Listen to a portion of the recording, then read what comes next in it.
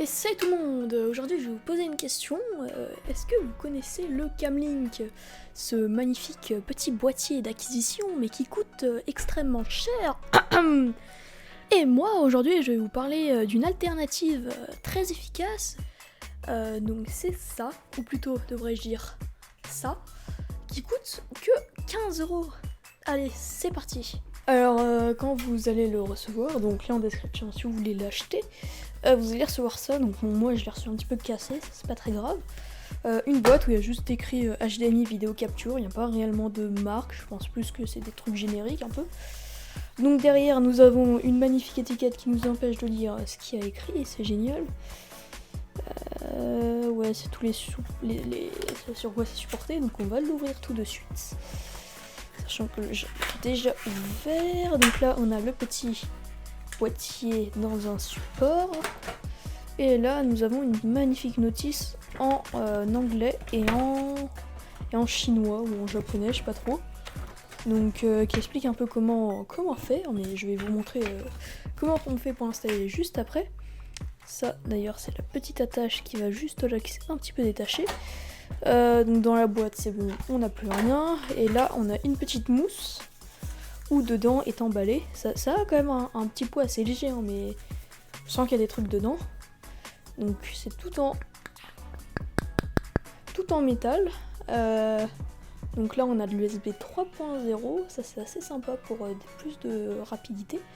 Ça c'est la version 60 fps, sachant que vous pouvez trouver sur Amazon je crois la version 30 fps.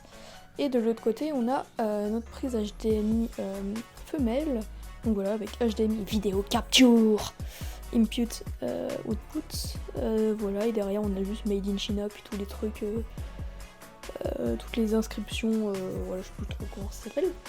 Et on va voir comment le brancher tout de suite. C'est parti. Alors pour la configuration, c'est un bordel, hein, faites pas attention. Pour la configuration on va utiliser mon ancien PC, donc mon PC de stream.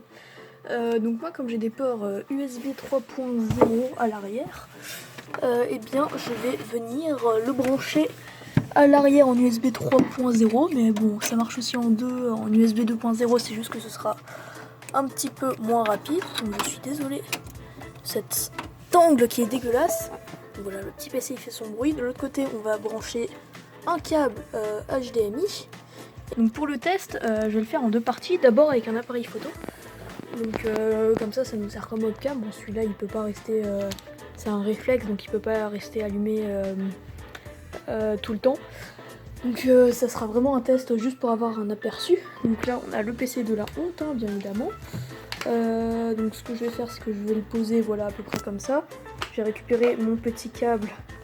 Déjà je vais l'allumer, je pense que c'est mieux.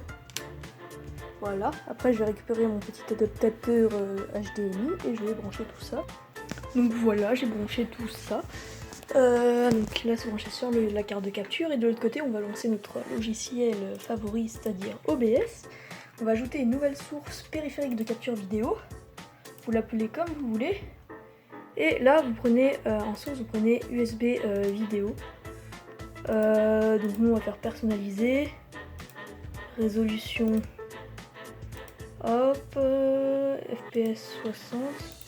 Donc là par contre je crois que ça va faire un peu de l'AD, c'est tout à fait normal, c'est juste que... Donc après l'installation, c'est normal que ça marche pas tout à l'heure, c'est juste mon appareil photo qui est un peu capricieux. Donc là je l'ai mis comme ça, bon malheureusement vous avez tout le menu parce que ça retransmet ce qu'il y a sur l'écran de l'appareil photo. Vous avez les menus, mais donc si je fais normalement avec un autre réflexe ça devrait pas faire ça. Je vais faire démarrer l'enregistrement et tout de suite regardez avec cette magnifique transition, je vais passer, donc je vais enregistrer le son aussi. Voilà, et avec cette magnifique transition, je vais directement passer sur l'enregistrement de la caméra. Miaou. Coucou, je sais pas si vous avez remarqué, il existe différents types de profs. Alors, je suis d'accord pour dire que bon déjà, c'est un peu pixelisé. Je vais essayer de faire ça genre en mode vlog un peu... Ah bah non, mais du coup j'ai les menus. Oh non, flûte. Oh là là, quel matériel j'utilise là. Alors, je vais essayer de bien me cadrer. Alors, bon, la mise au point, je suis désolée, hein. On a eu... Oh non, mais putain, c'est une blague, encore. Ah.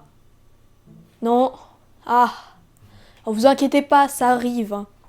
Juste que je suis, comment dire, extrêmement mal organisée. Voilà. Donc là, normalement, vous me voyez avec la caméra. Qui n'a pas une mise au point incroyable parce que c'est pas le bon objectif, hein, mais comme ça vous fait une petite idée de la fluidité en mode avec une caméra, donc pour servir de webcam.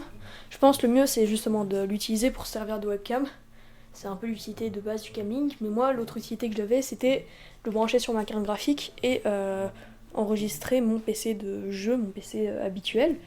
Donc tout de suite c'est ce qu'on va faire et je repasse directement en mode caméra normale. Attention, attention, effet du montage, je vais éteindre cette caméra. Là vous allez voir des grosses lignes bien dégueulasses, ça c'est tout à fait normal, c'est juste qu'il a mon téléphone. Je relance l'enregistrement et boum, voilà, là je suis directement sur mon téléphone. Trop de transition à faire, hein, ça va être très compliqué. Donc voilà, là vous avez des lignes. Donc ça c'était à peu près mon installation comme elle était. Et cette fois, je vais mon câble HDMI, je vais directement le brancher à... regardez, hop là, je le débranche. Et je vais le brancher. Voilà, une fois que je l'ai débranché, je vais directement le brancher sur ma carte graphique sur le port HDMI de Libre. D'ailleurs, le PC de la honte, hein, la vidéo setup arrive bientôt.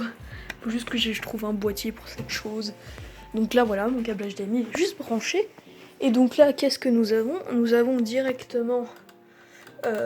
l'image de notre ordi, donc de notre écran 1, donc vous voyez, regardez, là si je bouge, ça bouge aussi ici, donc là l'image va être un peu jaune parce que j'ai un filtre de lumière jaune activé.